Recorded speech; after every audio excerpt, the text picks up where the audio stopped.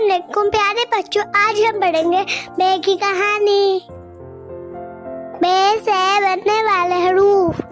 چلو شروع کرتے ہیں۔ بے بطخ، بطخ اپنے بچوں کی حفاظت کرتی ہے۔ بے بادل، آسمان پر بادل ہیں۔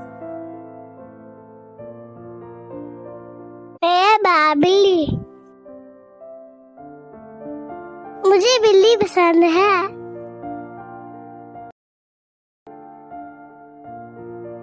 بے بستہ، میں اسکول بستہ لے کر جاتی ہوں۔ بے بلہ، مجھے بلے کے ساتھ کھیلنا پسند ہے۔ مزید ویڈیو دیکھنے کے لیے سبسکرائب کریں۔